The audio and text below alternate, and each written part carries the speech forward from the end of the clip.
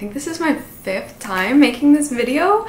Wait, this is my 5th year doing this tag. I just love this tag. I love watching everyone's mid-year book tag. This tag has stuck around for so long.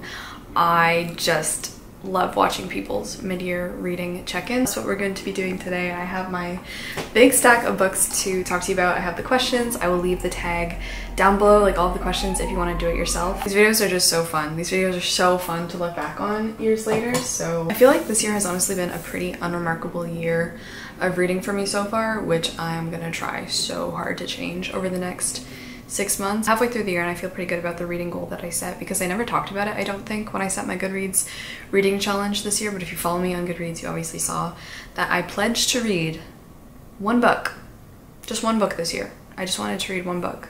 I only put in my Goodreads reading challenge at one book, which I've never done before. I don't want to pretend like it matters by setting a goal of like 100 books or something like that, because I just want to read books.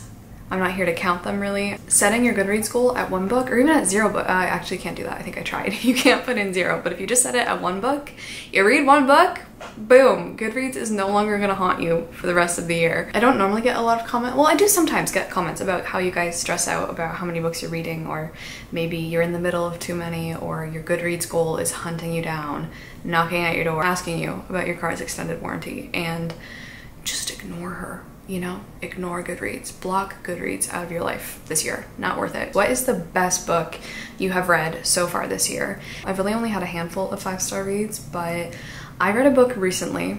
I vlogged my experience reading it, which I'm so grateful that I did, and I debated long and hard over which one out of the handful of 5 stars were gonna take the #1 spot. I didn't think Fellowship could really count that much because it was a reread for me, although that was a 5-star book. And so the best book that I've read so far this year is The Ministry of Time by Colleen Bradley. I read this last month in June, fell in love with this. I adore this. I cannot wait to sit down and film my wrap up, or just like what I've been reading recently, so I can talk to you more in depth about it. I wouldn't recommend this generally. I don't think a lot of people are really going to enjoy this. I ate this whole thing up. I loved this book to death. It was just exactly what I had been looking for without really knowing that I was looking for it. This follows this woman. She's British Cambodian living in London, and the English government has not invented, really, they've discovered time travel, how to time travel forwards and backwards through time.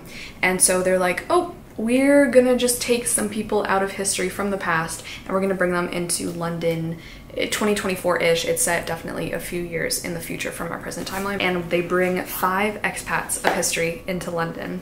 Our main character, who is never named, which like you don't really, I feel like it's one of those things where you get through halfway through the book and you're like, oh snap, what is her name? And then you realize she doesn't have one. She is tasked with overseeing one of the people who is brought back from history. She gets to babysit and integrate into society the year 1847. The year 1847 comes in the form of this man named Commander Graham Gore, who sadly perished on one of the sad expeditions to the Arctic Circle trying to find the Northwest Passage in that era. This book, this mother talks about so many things that are just so pertinent. I loved her writing style. First of all, I'm just gonna like randomly start saying things I liked about this book.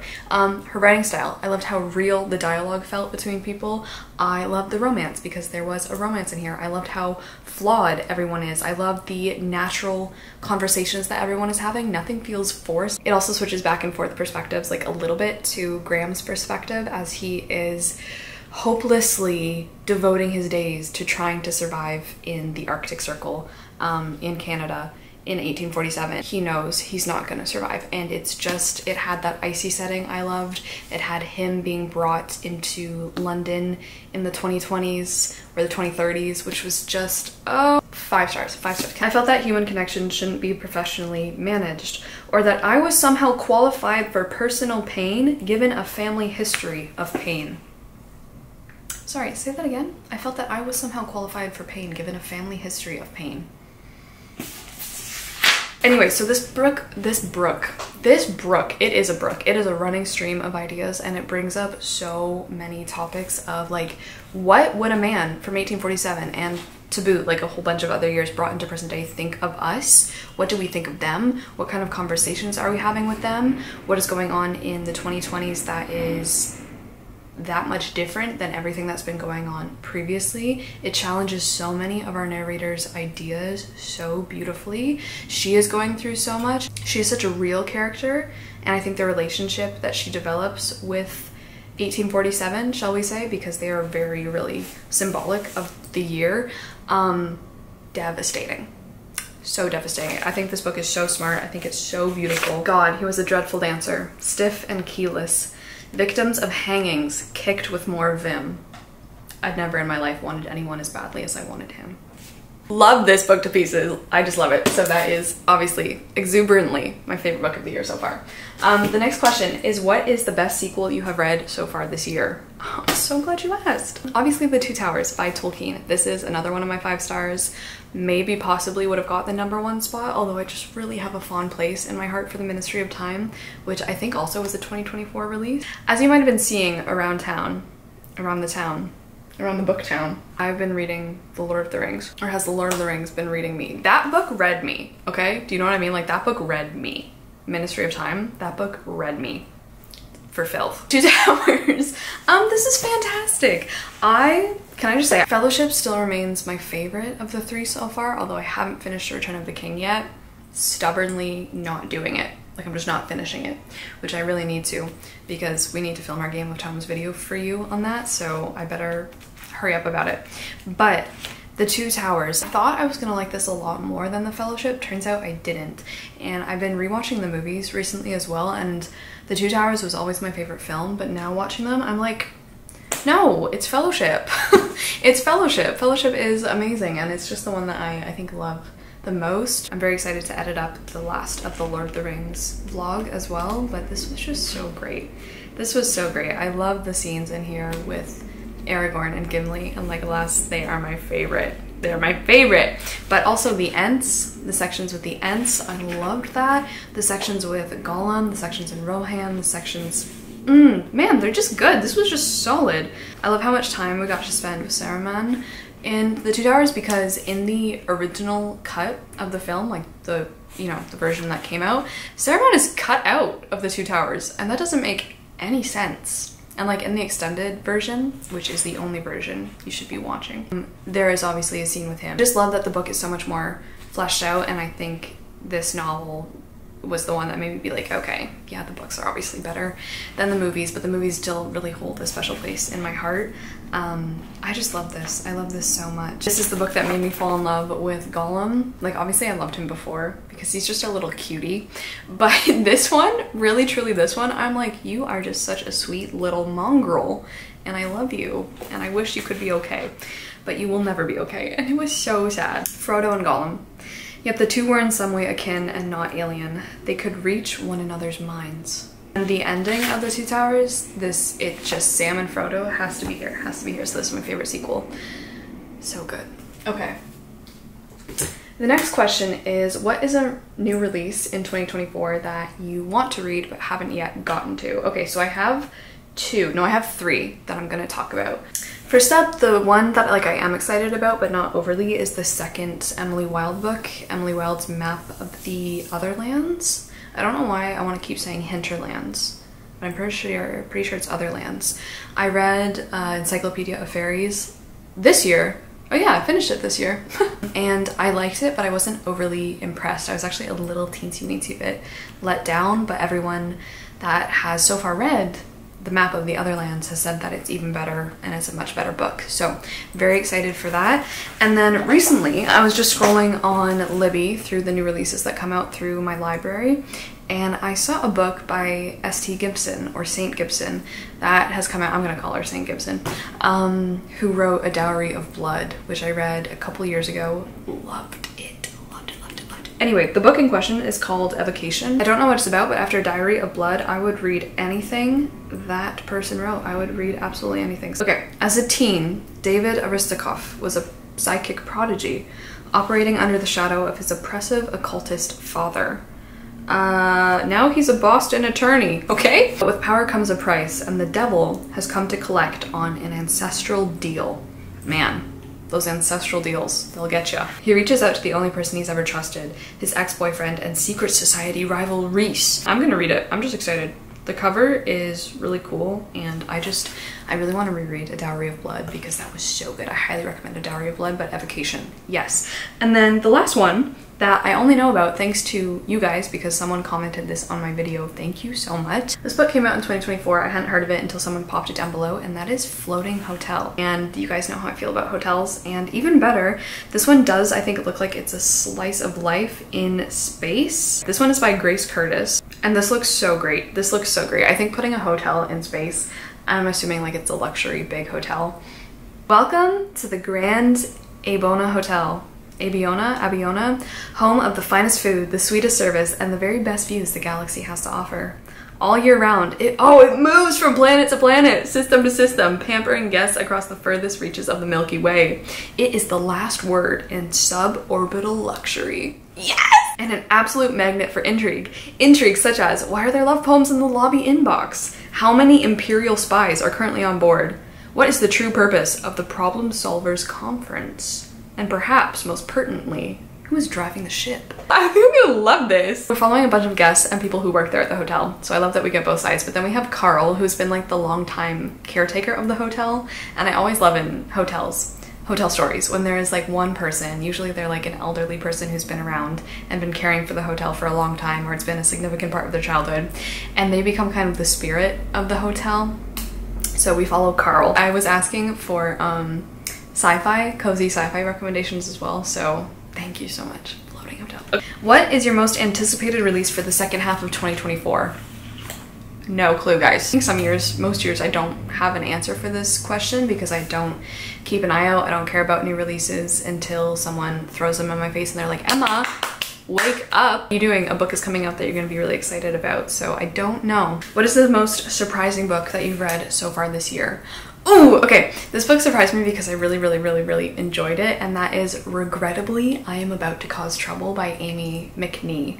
Yeah, this one kind of just came out of the blue and surprised me a lot because I found this on Libby, I listened to it on audio, and I loved it so much, and I really want to get a physical copy. So this is about Maud. She is a lady in the 1500s.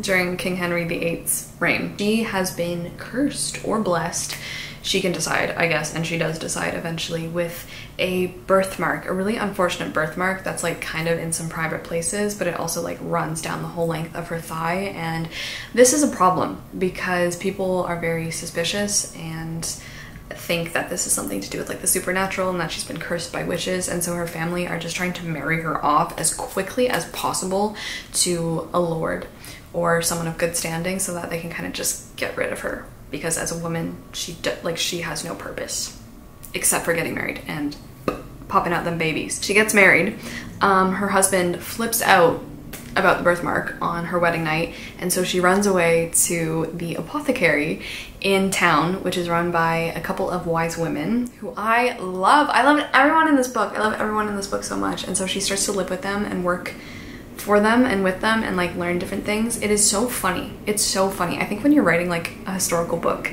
like this, you have to have some humor about it, and Maud just has a really good sense of humor, which is so great because she goes through a lot, and I think if she didn't have her sense of humor, she'd be needing some help. But this is just really great friendships, really great found family, so funny, really exciting. It takes turns that I was not really expecting. Read this if you are into Tudor history, read this if you are into witchcraft, but like witchcraft that like, obviously during the period people were being accused of being witches who were just women making tea, and I love everything that was discussed in here. Love it so much. So Regrettably, I'm About to Cause Trouble. Next question is your biggest disappointment of the year, and I'm so sorry. Like, this book disappointed me, but I feel like I'm disappointing you. I don't want to show you. I'm so sorry. This isn't like the worst book that I've read, obviously, not by any means, but this book has been sitting on my shelf since I lived in my first apartment. It was one of the books that when I joined BookTube and like I discovered my love for 100 Years of Solitude, everyone was like, Emma, there's another book out there. So this one had the biggest shoes to fill. And first of all, I just want to say it's not it's not fair that it has those shoes to fill. I don't think those shoes should have even been left out for anyone to fill, because no one can. And now after reading this book, I don't think the comparisons, like I don't even care about the comparisons because I just don't really truly even see them aside from a few basic bare bones things, but I'm sure you know what I'm talking about. It's The House of the Spirits by Isabel Allende. I am so upset. Like, I have been staring at this book on my shelf for 4 years now, 3 years now, and I finally picked it up for the World Tour Book Club in June. It was our read for June, and I was so upset. I was so upset because I started to read it. I'm going to talk about this more in depth in my wrap up, so I'll try to go into more reasons why it disappointed me so in that video, but I started to read it and I found that I just, for the life of me, could not get into it, so much so that I had to pick up the audiobook, which was the way for me to read this one because I would not have gotten through it if it weren't for the audiobook. This is another generational tale. It is magical realism, but honestly, there's not that much, hardly any really magical realism if you are comparing it to 100 Years of Solitude. There's not a lot in here, and I thought this was going to be a lot more about like the spirit world and about the women in the novel, and like it is, because they're really the ones, I guess, in the background pulling all the strings. I don't know. I'll just say that I wasn't surprised to learn that this was Allende's debut novel, and I just didn't think it was very good. And I'm so sad, and it disappointed me so much because I just didn't connect to any of the characters. I don't think they were really that fully fleshed out. I always felt like there was a distance between me and everything. There was a lot of telling, not a lot of showing, and if we are comparing it to 100 Years of Solitude, for some reason, that method just works in that book. Like, I've never seen it work before. Positive thing I can say, I learned so much about Chile and about the country and about the government and about the coup. So sad that this didn't work for me at all. But I'm glad I read it. I'm glad I learned a lot. I would love to read just like a history book about the country now and different things politically that were going on. So I don't think you know how broken up I am about this. Like, I'm so broken up. Like, this book has been marinating on my shelves, and I was like, okay, now's the time. Like, I'm so excited. 2024 is finally the year I'm gonna read The House of the Spirits. I've been hyped, maybe because it was hyped up for so long for me. Maybe that was why. I just want you to know that it does hurt, and I wish I would have loved this because I've been waiting years to love it, and then it didn't. So definitely the biggest letdown for me so far this year. Who's your newest favorite author this year? Could be a debut or new to you. First up first, I have to say Tolkien. I have to say Tolkien. This is Return of the King, and it's just, he's so great. He's so great at writing. I think rereading Fellowship and continuing along with the rest of the series has just really shown me how amazing.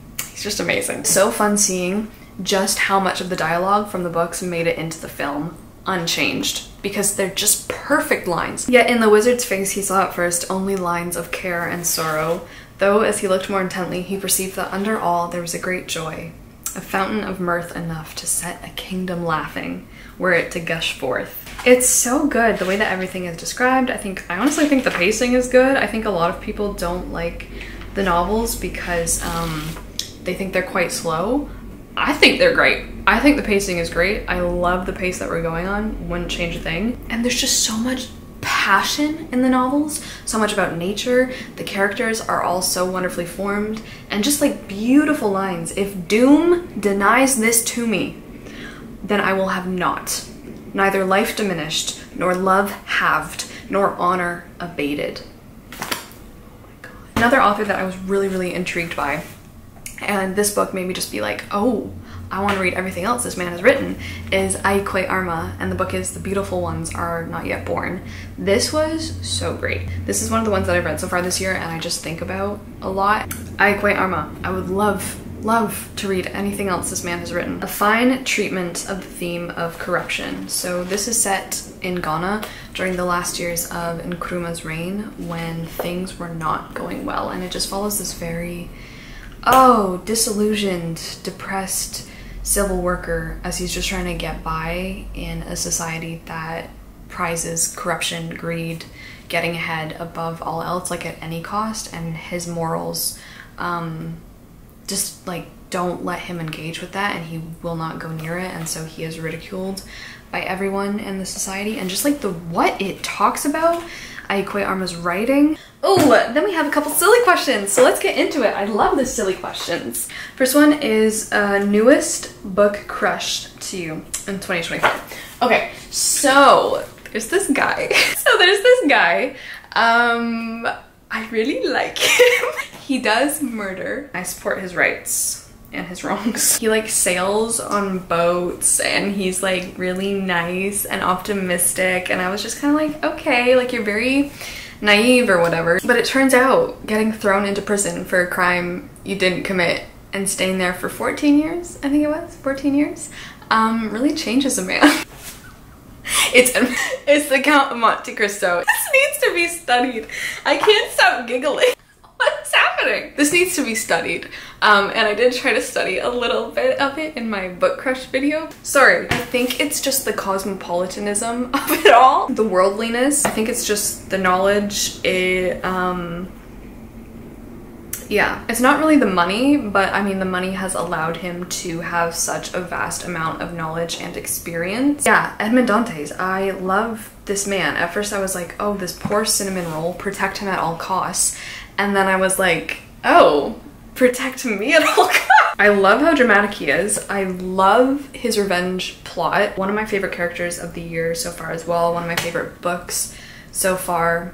5 stars. I love this, guys. I love this. And the film, if you haven't seen the film, which it's like I think it's Disney. The film is cracked out of its mind, but it's so good. I really like the film, and sorry, the casting, I don't know who that actor is, but wow. Other book crushes though, because we can't leave them behind. Faramir, I Will Always Love You from The Lord of the Rings. I love you to death. I would provide opportunities for Faramir, Captain of Gondor, to show his quality. Also, Mr. Gramgor from 1847.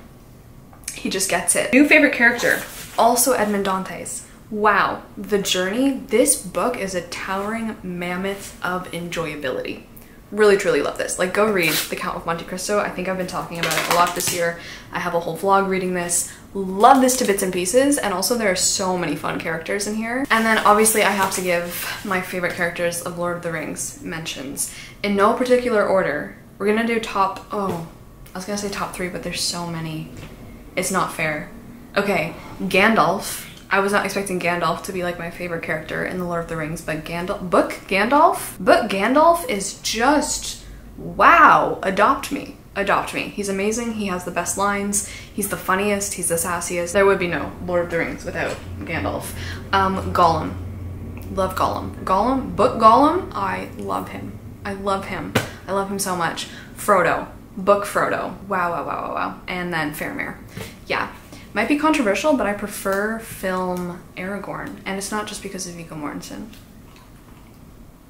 No, it's not. What is a book that has made you cry this year? I think it's only been one. Lord of the Rings has almost brought me to tears, and Return of the King might just, but the only one that I've like really, I like sobbed at this book, and it's The Ministry of Time. It's The Ministry of Time. I just love like the connection and the romance between our main character and Graham. I don't know, just something about this whole book. I just like sobbed. The way that she talks about him and the effect that he's had on her life and what they go through and everything that it means to her. Yeah, I cried my eyes out. Like, I genuinely sobbed. I don't know what quote it was that like brought me to my knees, but wow, let me just sit here and worship a little longer. I could have written to you without including them. After all, the things that happened between lovers are lost to the work of history anyway. But I wrote it down because I need you to bear witness to it. He was here. He lives in me like trauma does. He lives in me like trauma does. If you ever fall in love, you'll be a person who was in love for the rest of your life.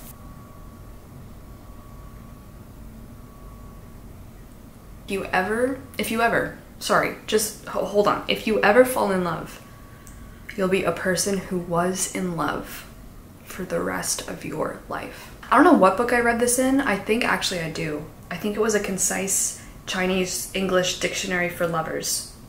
And I think there was a quote that said that in Mandarin Is it in Mandarin? Someone please correct me if I'm wrong, but I think that it's in Mandarin. The verb to love has no past tense. Something about the language knows that when you love something, you love it forever. You can't unlove it. So yeah, kind of similar idea there, but wow. A book that made me happy was Half a Soul by Olivia Atwater. I love this. I have not been having a lot of luck with reading romance like ever in my life, but Half a Soul made me really happy. I love the romance in here between Dora and what's his name? Elias? Yeah, oh my god, it's Elias. Dora and Elias, just like so cute. This is set, it's like a Bridgerton meets Howl's Moving Castle. There's a lot of Howl's Moving Castle vibes, but Elias is the magician for the king. Next question is, what is the most beautiful book you've bought so far this year? I love this one, and it's sad that I can't show you this yet because it has wrapping on it, but I just bought this over the weekend and it's so cool. It was at an art gallery here and I found it and I was like, ooh, I want to buy this. It's called, I don't know if you can really tell what it's called, but it's called Typologies of Big Words by Sergio Lopez. And then the smaller title is Wholes of Matter. So I found this out, it was like in the architecture section, which I wanted to buy everything in that section because I'm so interested in that stuff, but those books are so expensive. Like this book, I don't even want to tell you how much this book was. Do you want to guess? Guys, it was $45 plus tax. It was $45 plus tax for a paperback. Anyway, inside of this though, because I got to flip through one of the copies at the gallery, it has a lot of like models and diagrams and photos, and it's just gorgeous, and I really do love this cover. I think it's so striking. Let's just read you the little tiny blurb at the back because it's really what caught my eye. That architecture's original project was the invention of interiority, an enclosed area delimited, ooh, from its context and made available for a narrowly defined public function and meaning. I'm just very excited to read this. This is about a bunch of different projects, I think, in architecture that address certain big words and like the holes or the interiority, the insides, the donut holes that architecture creates, and it's just so cool. And that, oh no, one more question. Sorry. Books you want to get to before the year's over. I'm just gonna tell you two that I'm picking up in July. First one is 1Q84 by Murakami. Reading this for Game of Tomes. Link is in the description box. Knock yourself out. And then the other one is Steppenwolf by Hermann Hesse because I've been waiting to read this book for so long. And unlike The House of the Spirits, I don't see a way that this one could let me down, frankly, because this just seems like a quintessential me book to me that like I have conversations with myself that I know I'm gonna love this. So yeah, I'm hoping that 1Q84 does it for me as well, but that is my mid-year check-in with you. Please feel free, like I ask every year, if you want to if you don't have a booktube channel. If you do though, please tell me that you do because I love subscribing to all of you guys and watching your videos. But if you don't and you want to answer these questions, please just like feel free to copy paste all your answers below so we can all like collectively read each other's mid-year book freakout tags. But yeah, not a lot of freaking out here. Actually, there probably was. I was foaming at the mouth talking about Edmond Dante. Thank you for watching. Thank you for hanging out. I'll see you very soon. Okay, go read some good books. Ciao.